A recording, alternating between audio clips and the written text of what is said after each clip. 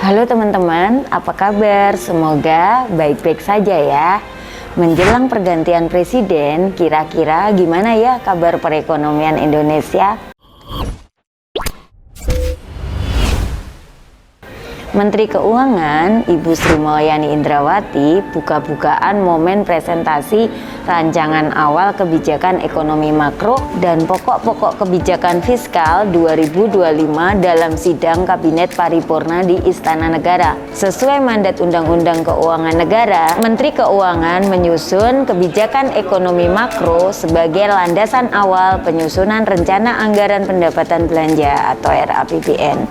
Namun, penyusunan kali ini sambil mempersiapkan kebijakan masa transisi ke pemerintahan baru. Dalam presentasinya di hadapan Bapak Jokowi dan jajaran Kabinet Indonesia Maju, Ibu Sri Mulyani turut memaparkan kondisi dinamika dan tantangan ekonomi global, seperti kenaikan suku bunga global yang kini dikenal tengah dalam kondisi higher for longer.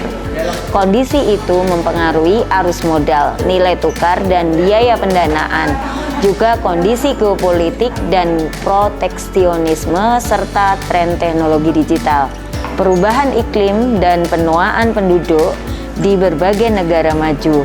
Ibu Sri Mulyani juga mengatakan kebijakan fiskal dan APBN sangat penting dalam menangani tantangan pembangunan di tengah kondisi itu, mulai dari untuk memastikan kualitas sumber daya manusia, infrastruktur, inklusivitas dan kesenjangan, dan transformasi ekonomi dan ekonomi hijau. Makanya, ayo teman-teman, berbagai tantangan pembangunan harus ditangani dan diselesaikan.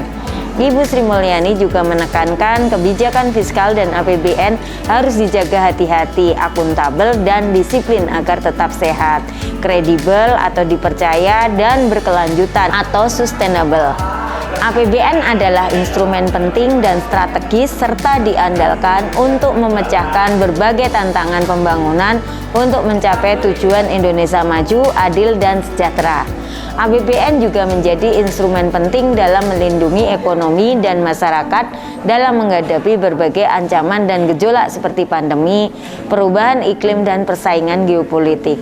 Tapi bagaimana teman-teman perjalanan APBN di Indonesia ini? Pemerintah telah menetapkan defisit APBN pada tahun depan di kisaran 2,48% sampai 2,8% terhadap produk domestik bruto atau PDB, lebih tinggi dari ketetapan defisit pada 2024 sebesar 2,29% terhadap PDB.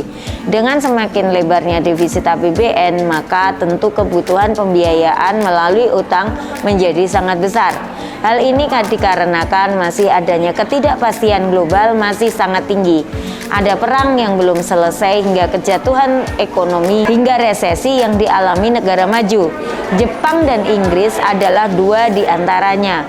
Kemudian APBN 2025 juga harus mengakomodir program dari Presiden terpilih 2024. Maka dari itu saat ini pemerintah sedang menunggu hasil dari KPU yang selanjutnya akan diadakan pembicaraan dengan tim pemerintah yang baru. Seiring dengan meningkatnya defisit itu, belanja investasi juga naik di kisaran 0,5% sampai dengan 1% terhadap PDB. Ada pula pertumbuhan ekonomi yang ditargetkan 5,3 sampai 5,6%. Tingkat kemiskinan antara 6 sampai 7% dan tingkat pengangguran terbuka 4 sampai 5%. Makanya saat ini besaran defisit tersebut akan jadi patokan bagi Kementerian Keuangan untuk merancang belanja dan penerimaan negara pada 2025. Nah, segitu dulu ya teman-teman, sekilas pembahasan tentang keadaan ekonomi Indonesia. Jangan lupa like, komen, dan subscribe untuk mendapatkan informasi menarik lainnya dari kami. Salam sehat dan salam growth mindset.